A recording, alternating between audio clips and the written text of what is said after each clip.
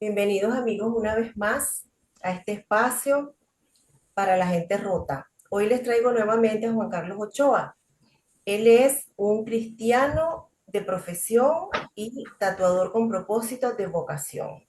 Es un venezolano que estuvo preso, fue preso político, ya nos compartió su experiencia, su dura experiencia como preso político, y hoy nos va a compartir su historia de infancia y de adolescencia y vamos a repasar todo lo que él ha hecho hasta este momento. Así que le doy la bienvenida a Juan Carlos. ¿Cómo te encuentras, Juan Carlos? Hola Minori, buenas tardes. Bien, gracias a Dios, bien. Me alegro mucho. Bueno, Juan Carlos, cuéntanos, lo primero que quiero saber es, cuando eras niño, ¿tenías algún diminutivo? ¿Tenías algún apodo? ¿Cómo te llamaban? Juancho, siempre de toda la vida. Juancho. Ajá. Ah, ok. Desde chiquito hasta ahora, tu familia te dice Juancho. Sí, a Ok. familias y amigos me llaman Juancho. Ah, ok. Bueno, yo también te puedo decir Juancho. Claro que sí. Ok, Juan Carlos, ¿cómo fue tu infancia? Tu relación con tus padres. Bueno, fue bastante especial. Ellos estuvieron siempre muy pendientes, aunque yo me crié fue con mi abuela paterna y mi tía paterna. Ellos estaban muy, yo los veía siempre a menudo, pero mi crianza fue tía paterna y abuela paterna. ¿Cómo era el vínculo con tu mamá y cómo era el vínculo con tu papá?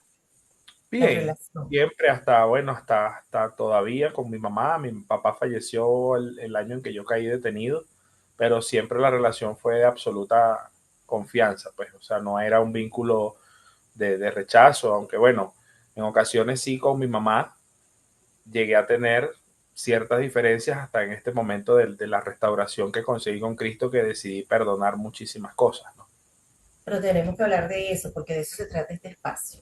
Ok, Cuando tú vivías con la abuela, ¿cada cuánto veías a mamá? ¿Cada cuánto veías a papá? Papá y mamá vivían juntos y tú vivías sí, con la abuela. ¿Y ajá. cada cuánto los veías? Normalmente en todas las vacaciones, carnaval, Semana Santa, agosto, diciembre, que estábamos en ciudades distintas. Lo primero que tengo para decirte, Juan Carlos, que esa experiencia que tú viviste y que viven millones de personas, es una experiencia de abandono que nos marca para toda la vida. Qué bueno que tú estás haciendo psicoterapia por la razón que sea, porque se trabajan todos esos aspectos. Cuando nosotros somos abandonados en la infancia, crecemos sintiendo que somos indispensables, nos hacemos indispensables en la vida de los otros, queremos resolver los problemas de todo el mundo, siempre mirando hacia afuera, menos mirando hacia adentro de nosotros. Con nuestros hijos le queremos dar todo y más, pero compromisos externos. Generalmente no conectamos con nuestras emociones y evidentemente desde allí no podemos darle a nuestros hijos también ese trato que los niñitos necesitan sentirse amados, aceptados y aprobados, entonces no estamos capacitados para darles eso y de adolescentes necesitan sentirse aceptados, aprobados y escuchados. Entonces, parte de lo que nosotros experimentamos en nuestra vida tiene que ver con, esa es una herida y generalmente cuando venimos heridos de abandono, también venimos heridos de rechazo, porque el abandonado siente rechazo porque va creciendo inconscientemente con la creencia de que hay algo malo en él y por eso lo abandonaron. Ok, entonces, sin embargo, cuando se veían en esas vacaciones, eran unos padres flexibles, amorosos, se ocupaban de ti, jugaban contigo, Sí, les importaba, se comprometían con tu mundo emocional, cómo está Juanchito, cómo le fue, qué no quiere, qué no le gusta. sí, sí, totalmente. O sea, no hubo una relación, a pesar de la distancia física, emocionalmente no hubo ningún tipo de distanciamiento en ningún momento. No Desde el hubo, punto de vista, ajá.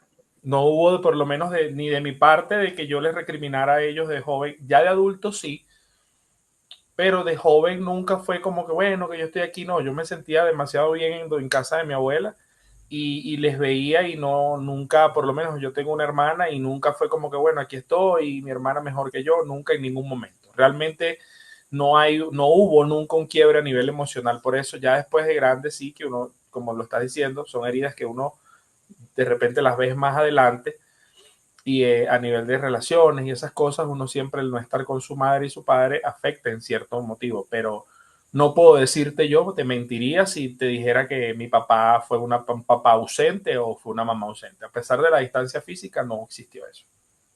Ok, estuvieron ausentes física y emocionalmente, porque esa ausencia física comporta la emocional. Y cuando uno es niño o adolescente, no se da cuenta de ello. Nos damos cuenta cuando somos adultos. ¿Ok? Entonces, ahí es cuando empezamos nosotros a revisar eso, porque no tenemos conciencia de niños ni de adolescentes. Pero de adulto, algunas veces nos cuesta darnos cuenta y lo maravilloso de darnos cuenta es que allí comienza un proceso, porque al darnos cuenta se nos alborota la necesidad de revisar más y muchas veces de buscar ayuda para reparar eso. Y la adolescencia también la viviste con la abuela Sí, y te veías con los papás igual, vacaciones, igual. Sí, totalmente. y eso que tú dices que tenías como pendiente con mamá, ¿lo puedes compartir? ¿Que ya lo resolviste? Eso, el no haberla tenido directamente como mamá, y entonces yo luego de que caigo en prisión sí puedo ver como que, bueno, ahora sí estaba ahí constante, pero lo estaba por su amor de madre, ¿no? Indiscutiblemente. Pero es una Eso es herida, bueno.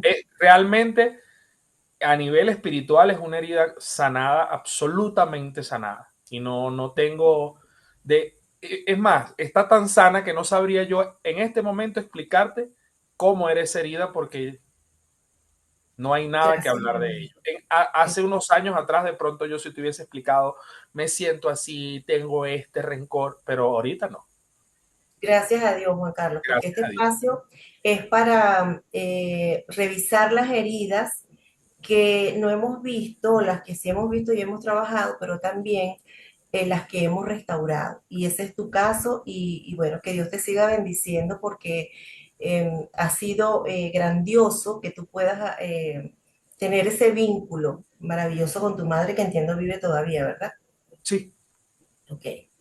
Ahora, Juan Carlos, después de la adolescencia, cuéntame cómo fue tu vida, qué Bueno, ya yo hiciste. después de la adolescencia, yo sí regreso a Maracaibo a vivir con mis mamás y mi papá, vivíamos juntos, normal. Eh, Fui a la universidad, me gradué, eh, tuve una hija. ¿Tú estudiaste qué? Yo soy TSU en Relaciones Públicas, yo soy Ok, relacionista. ok. Me gradué, mi mamá y mi papá estuvieron en mi graduación universitaria.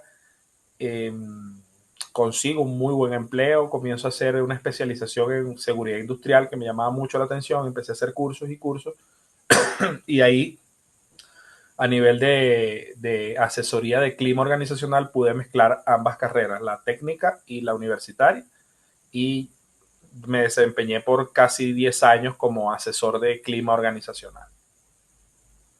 Y en eso estabas cuando te cayó la experiencia dolorosa de la Sí, cárcel. sí, bueno, la experiencia dolorosa de la cárcel llega porque yo asesoraba 9 empresas, yo era asesor independiente, trabajaba con 9 clientes, llega la pandemia, 7 de esos 9 clientes cierran y yo comienzo a hacer delivery, y en los delivery es donde me cuadran para ir a entregar una encomienda y en la encomienda era inteligencia. Yo debo decir algo, Juan Carlos, por muchos años yo he estado ausente como millones de la situación de Venezuela. Uno, porque no teníamos mayor información, porque el Estado controlaba todos los medios, incluso algunas plataformas que nunca imaginamos que las iban a controlar, pero hacían el bloqueo en Venezuela. Y otro, porque los que salimos también tenemos familia en Venezuela. Otra razón es que yo trabajé en el gobierno y haber salido del país me convertí en gusana. Entonces, ahora que hemos estado viendo todo lo que está saliendo, yo he tenido una conmoción que he vuelto a conectar con mucha ira y ya otra vez de la mano de Jesús he podido volver a mi centro porque eso sé que no me hace bien ni le hace bien a lo que pretendo compartir, ¿no? Ha sido muy doloroso todo lo que yo he podido ver ahora Y entonces quiero pedirte que nos compartas un poco más de lo que tú conoces de la tortura en Venezuela. No solo lo que te hicieron a ti, que ya no lo compartiste, pero que puedes ahondar si quieres, sino todos los sistemas de tortura que existen hoy día en Venezuela. Bueno, yo pasé por todos. O sea, yo lo único que no visité fue el helicoide, porque eso es una cosa que hay que tener muy en cuenta. Para mí, el cierre del helicoide es simbólico. ¿Que se generan muchas torturas allí? Sí, se generan muchas torturas. ¿Que es el centro de torturas más grande de toda Latinoamérica? Sí, es el centro de tortura más grande de toda Latinoamérica. ¿Por qué es simbólico? No por minimizar la magnitud de las torturas o de las personas que hayan pasado por allí, porque quienes han pasado por allí han sido de los que más han sufrido. Pero tenemos un centro de torturas que se llama La Tumba de Plaza Venezuela, que es un sótano de 5 pisos hacia abajo y en el último piso es donde quedan las celdas. Tenemos otro centro de tortura que se llama Zona 7, que está muy ensombrado ahorita, que fue donde yo estuve. Tenemos otro centro de tortura que se llama Boleíta, la Casa de los Sueños, la sede del DGCIN. Se lo llaman la Casa de los Sueños porque todo es blanco y hay luces incandescentes prendidas a toda hora. No se sabe si es de día, si es de noche. Por eso lo llaman la Casa de los Sueños.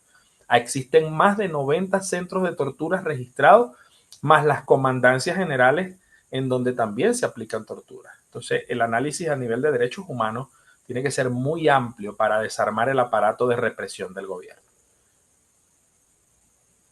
Pero háblame para que la gente sepa, porque hoy día siguen los cuestionamientos hacia los venezolanos que celebramos de algún modo lo que está pasando y que, bueno, yo me alegro de lo que está pasando ahora, no con dicha, pero sí, gracias a Dios, con gratitud, como siempre he dicho, que está pasando lo que está pasando, que lo necesitábamos, porque es un paso muy importante hacia la libertad y hacia transformar el sufrimiento de la familia venezolana por tantos años.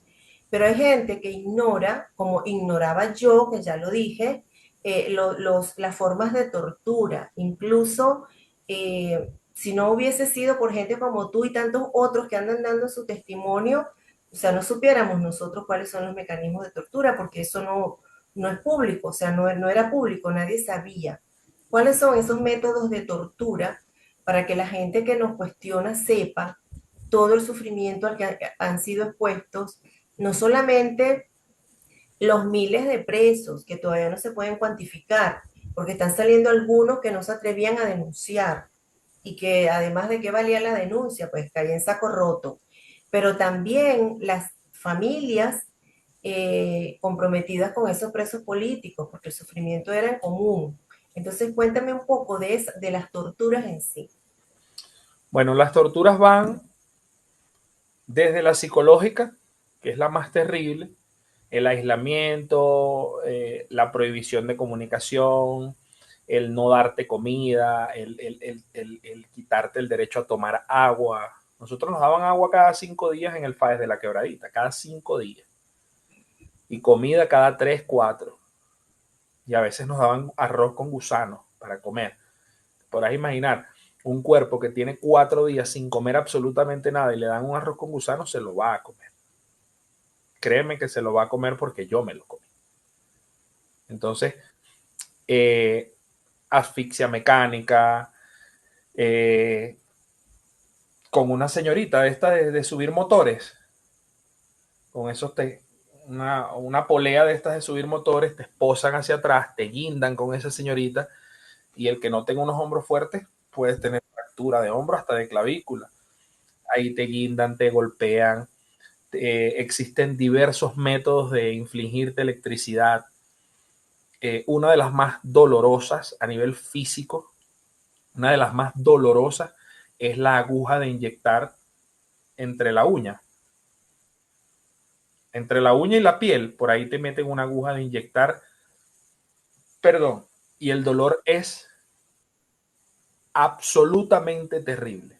O sea, eh, no hay algo que yo, mira, yo sufrí en algún momento de mi vida de cólico nefrítico y es un dolor muy, muy fuerte. Bueno, ese que dolor, desmaya. Ujú. sí, el cólico nefrítico, el dolor desmaya. Y una vez a mí me decía el doctor que me atendió en una crisis, me decía, eso es lo más parecido que va a sentir un hombre al dolor del parto de una mujer. Parecido, ni siquiera es igual. Y ese dolor del cólico nefrítico que desmaya queda en pañales al dolor que te infringe esa aguja en donde te puedes hasta orinar, te puedes hacer pupú encima del dolor. Asfixia mecánica, te ahorcan, te ponen bolsas negras o de cualquier color, pero bolsas estas de basura con insecticida, con gasoil. A mí ¿Te cuando se les dieron con acabó el la bate lata, alguna vez? dime.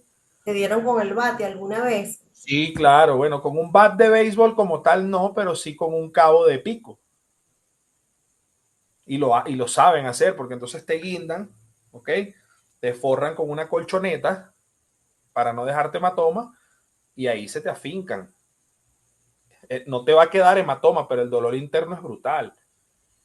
A mí cuando se acabó la lata de insecticida, porque vaciaron una lata de Baygon completa en las primeras 4 asfixiadas, las próximas 3 fueron con gasoil. Agarraban diésel con una brocha, mojaban la bolsa y entonces te la ponían. Y bueno, como ya lo sabes y lo sabe mucha gente, el abuso sexual, ¿no? Y es un abuso sexual que va más allá de una perversión sádica, porque, o sea, empalamiento, un palo de escoba, o sea, es algo, el régimen es sádico, esa es la palabra. Te iba El a régimen preguntar, venezolano te está te iba a con el... preguntar eso. Y después Ah, me sigues contando lo de las torturas para que la gente sepa. uh ¿Por -huh. qué tú crees que hay tanto sadismo en esos funcionarios carceleros? Yo creo que más que porque sean los funcionarios carceleros, y esto lo digo con mucha responsabilidad, se trata de algo a nivel espiritual. Ujú. Como ellos están trabajando del lado de la oscuridad, con todas esas brujerías y esos sacrificios que hacen, eso los vuelve sádicos.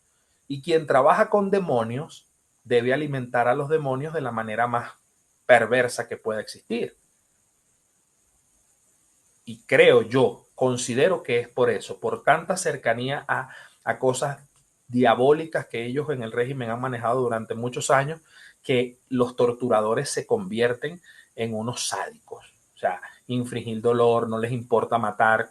¿Cuántos desaparecidos hay? Eso es preocupante en cuanto a la ley de amnistía. Muchos familiares están emocionados porque saben que su familiar va a salir en cualquier momento, pero existe un gran número de familiares que todavía claman por sus familiares desaparecidos. Y esa ley de amnistía, ¿qué va a hacer con esos familiares desaparecidos? Es lo que Vamos a hay. hablar un ratito de eso, que nosotros somos profesantes del perdón, pero tenemos que aclarar algunas cosas. Sí, total. Eh, Cuéntanos un poco, que tú debes saber más que yo de eso, de todo lo que tiene que ver con la brujería, que lo describe David Placer en su libro, pero yo no lo he leído, pero sí vi algunos documentales. Todo lo que se hizo en Venezuela, que incluyó que sacaran los huesos de Bolívar, y ahora yo me digo, seguramente era para eso mismo, ¿no? No era Sí, para hacerle un retrato, el verdadero retrato, sino para esos tipos de santería y palería que se hacían en el mismo Palacio de Gobierno. sí, Cuéntanos un total. poco más de eso. Bueno, yo no he tenido la oportunidad de leer tampoco el libro de David Placer, pero sí lo manejé y lo viví en carne propia siendo un secuestrado por el régimen. Porque por lo menos en el FAES, donde yo estuve, en contrainteligencia del FAES, todos son santeros. Y este fulanito es ahijado del otro y es ahijado de no sé quién, y este entonces, además de que es jefe de la brigada, es padrino de santería, y entonces tienen que ofrecer sacrificios. Existen rumores, yo no puedo afirmarlo porque no lo sé, pero lo escuché allí, de que hasta sacrificios humanos se llegaron a hacer desde Chávez hasta Maduro. Esa época en donde se extraviaban los niños, hay que investigar más adelante si realmente era un proceso delictivo de tráfico de órganos o un proceso delictivo de brujería y de ofrendas satánicas, porque son rituales satánicos.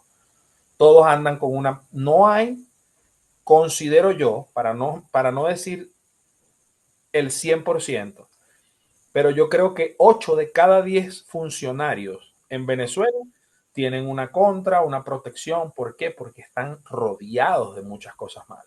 Entonces resulta que el padrino del jefe de la brigada es padrino de dos más en la brigada, pero también es padrino de unos delincuentes por allá en un barrio. Entonces, ese entramado espiritual, lo que da chance es al seguir cometiendo crímenes, a que la ciudadanía no confíe en los policías, porque entonces voy a denunciar a un delincuente con el policía y resulta que el policía es padrino de religión del delincuente. Eso lo vi yo en el FAE. Entonces, ¿tú crees que ese sadismo que, porque es así, ¿no? Que han vivido no solamente los presos, sino también las familias, tiene que ver con con ese culto que están obligados a rendirle ellos a sus deidades? Yo Eso, Juan considero que sí. Carlos, Yo, también fue, ajá, dime. sí, sí, disculpa que te interrumpiera, pensé que se había terminado la pregunta, No, pero no, sí, perdóname tú.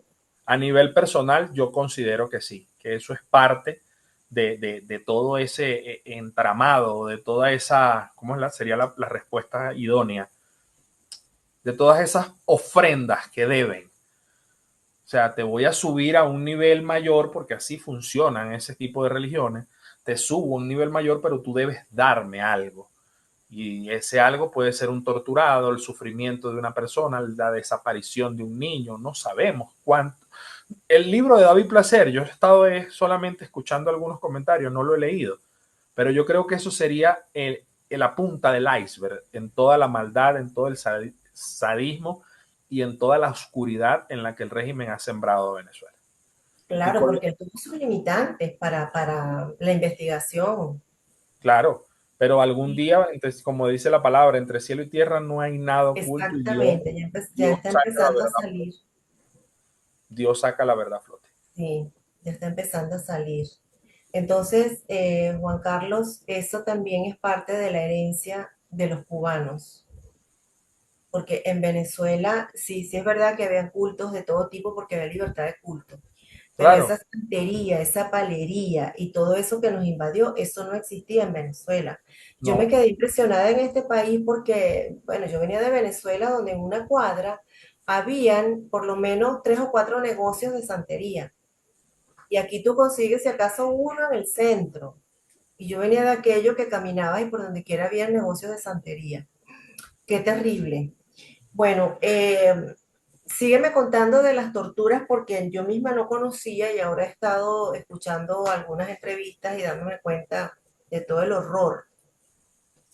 Vi también que había entubamiento que le metían a la gente, así como se hace para darle los alimentos cuando no pueden tragar, le entubaban por la boca, por la nariz, por el pene, me imagino que por la vagina de las mujeres. Eso también, donde tú estabas, tenían ese... no, yo no lo viví directamente, pero bueno, está el caso de la juez Afiuni, que le rompieron hasta la vejiga por usar ese método de tortura. Porque lo del tracto urinario no es solamente que entre la manguera, sino que al alarla es donde te infringen la tortura. Y que también lo movían para hacerle, Para claro, hacer, causarle dolor. Por lo menos, claro, no sé si tuviste, Minori, la oportunidad de ver la película Simón. no, Bueno, o sea, no la quise ver porque para mi sistema inmunológico todo eso es terrible para mi sistema inmunológico. Yo vengo de 4 enfermedades inmunológicas bueno. respetables. Lo que se ve en Simón es el 1% de lo que se vive a nivel de torturas en Venezuela.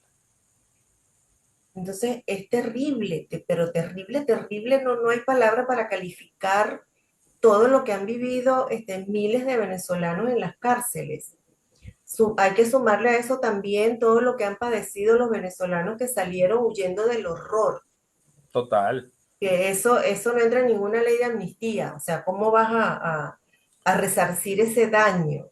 No, y Pero por lo menos hay un caso ahorita muy particular, yo lo vengo denunciando desde hace días. Hay un video en mis redes sociales en donde hablo de ello.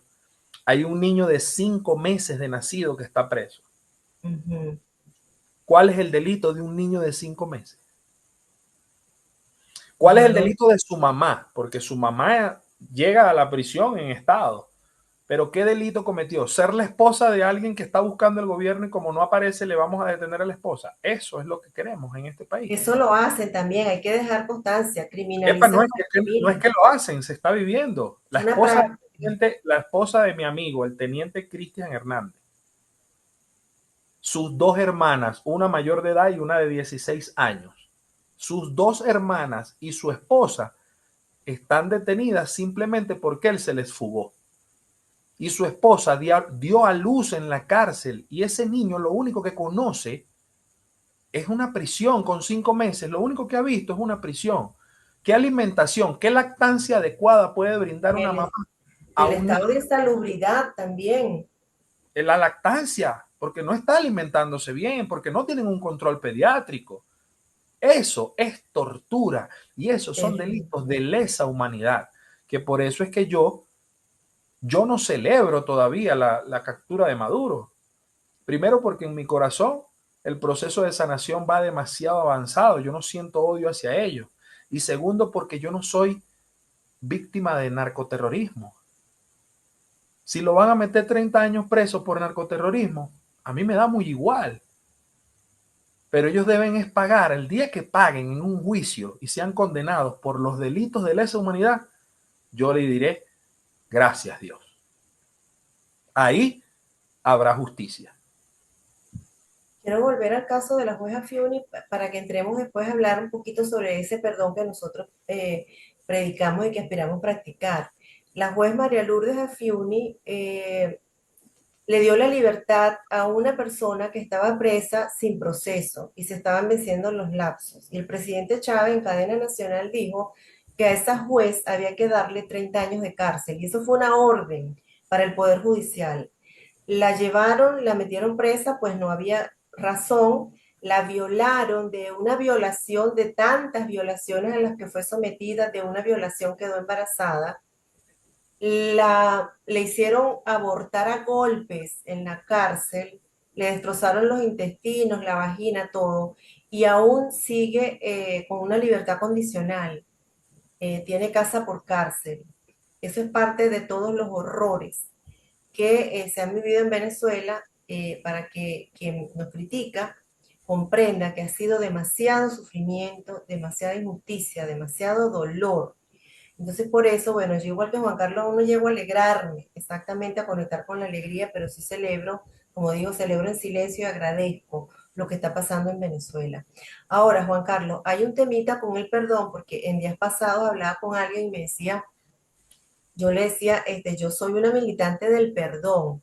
Primero, me perdono yo por todo el odio que esa situación me genera, que la experimento yo y es mi elección, por toda la ira, por lo que he criticado, por lo que juzgo, por lamentarme.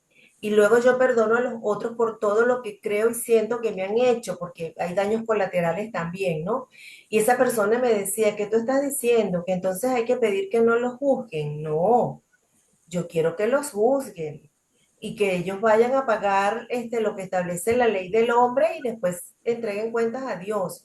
El perdón es para que nosotros nos liberemos, porque yo pienso, Juan Carlos, tú me dirás después, si nosotros vamos a hacer lo que ellos hicieron, o sea, ahora los vamos a perseguir y nosotros vamos a querer tomar la justicia por nuestra mano y eso nos va a torturar a nosotros emocionalmente como torturaron ellos a los presos políticos y a las familias de los presos.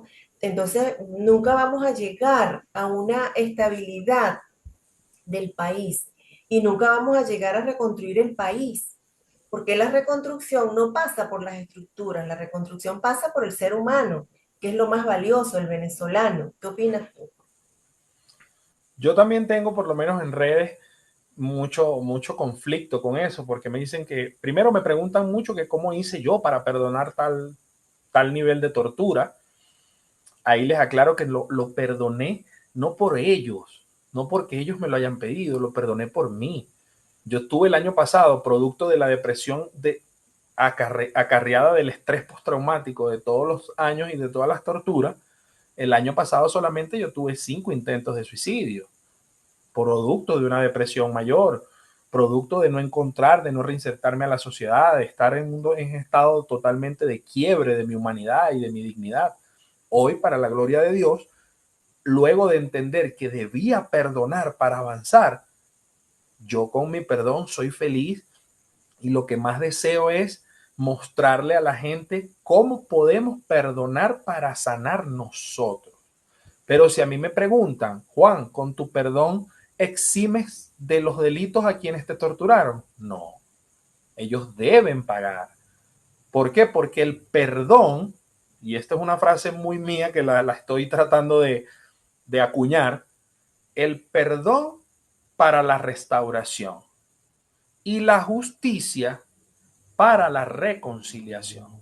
A mí el perdón, lo ponemos acá, perdón, restauración, justicia, reconciliación. A mí el perdón no me hace reconciliarme con ellos, me restaura como persona y yo puedo restaurar a Venezuela y tener la Venezuela que sueño.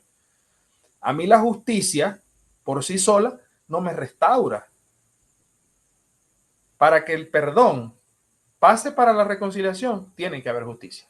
Si no hay justicia, no nos podemos reconciliar. Pero yo decido perdonar para avanzar, para restaurar, no para reconciliarme. Y no es porque les odie, no, sino que ellos deben pagar. Ayer me lo preguntaban en un live y me decían, si tienes la oportunidad de estar en el juicio de tus torturadores, ¿irías? Sí.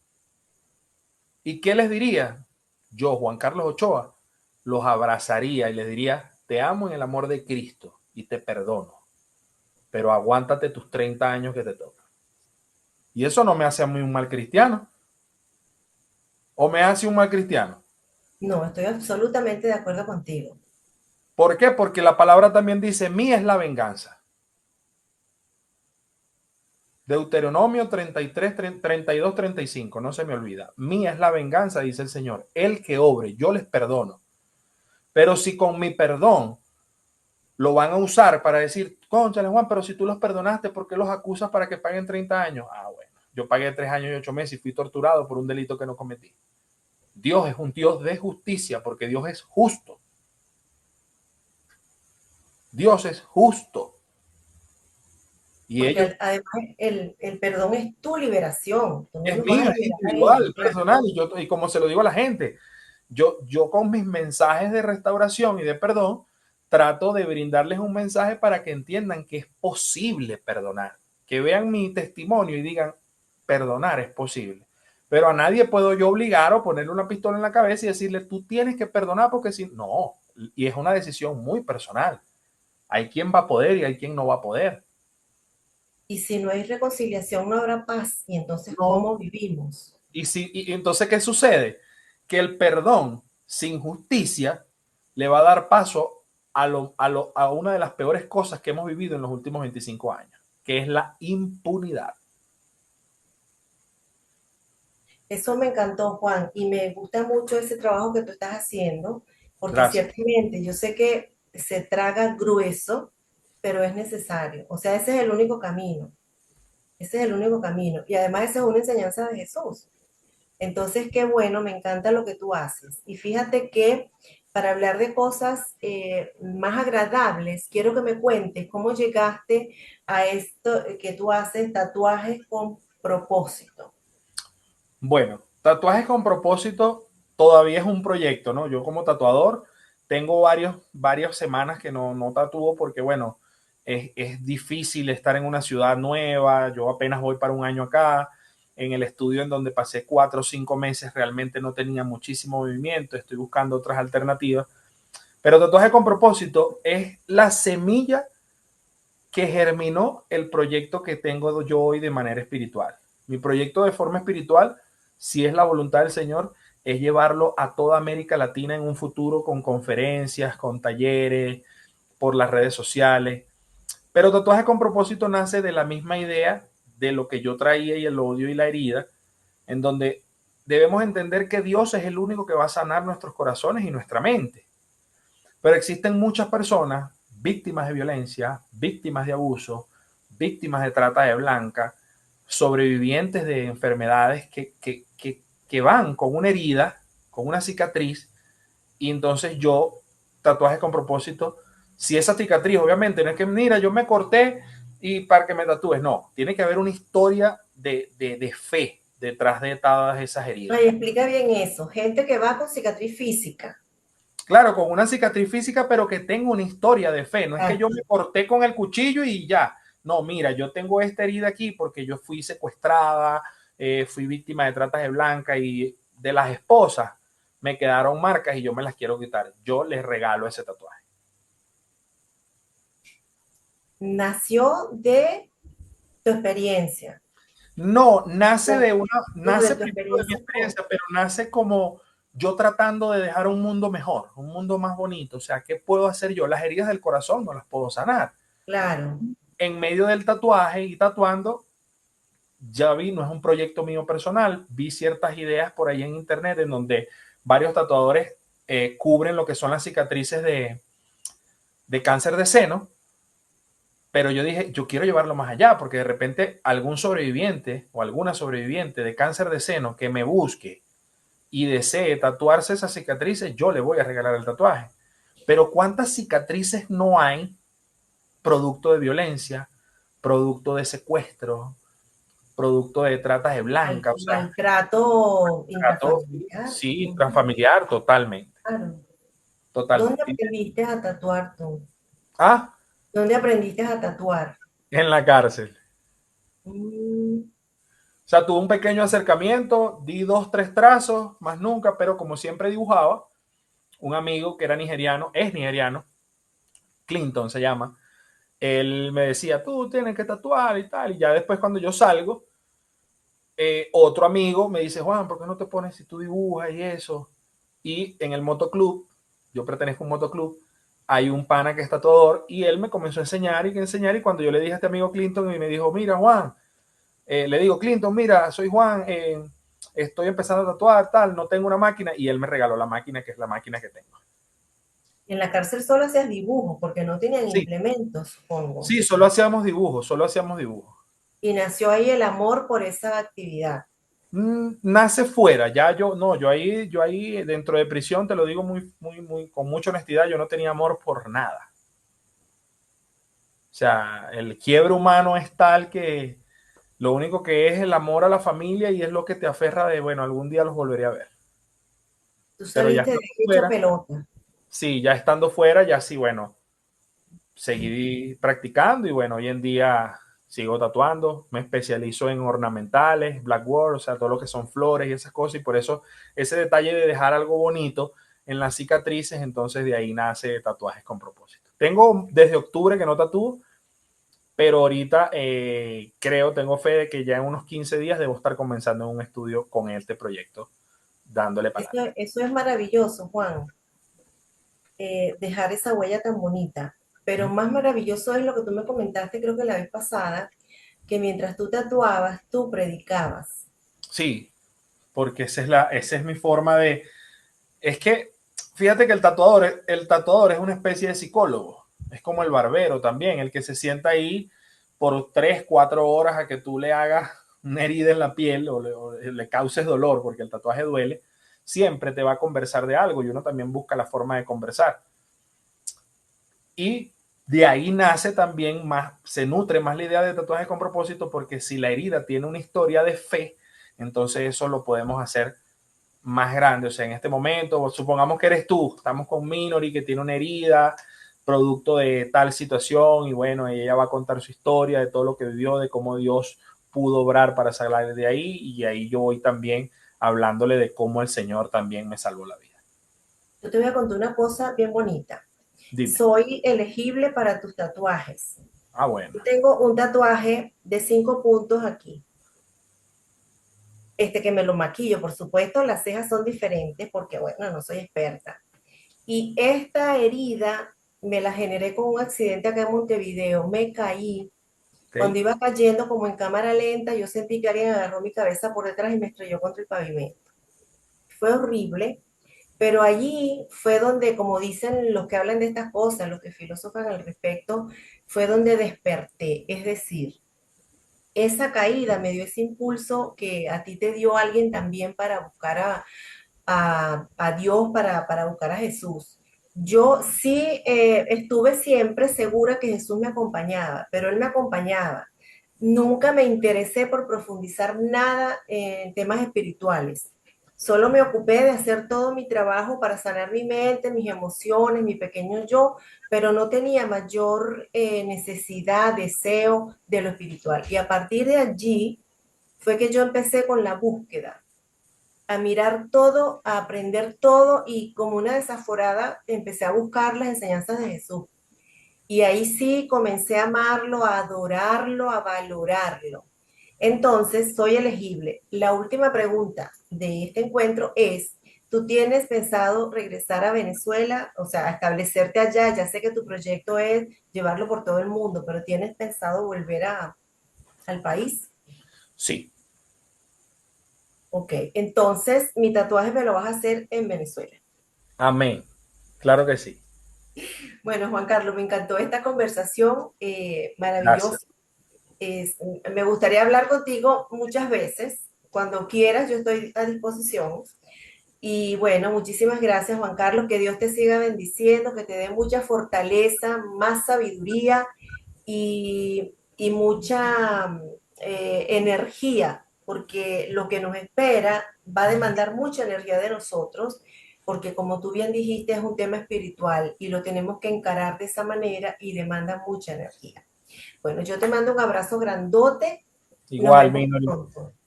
Y a Dios te ustedes, amigos. bendiga grandemente. Amén. Hasta una próxima oportunidad, amigos.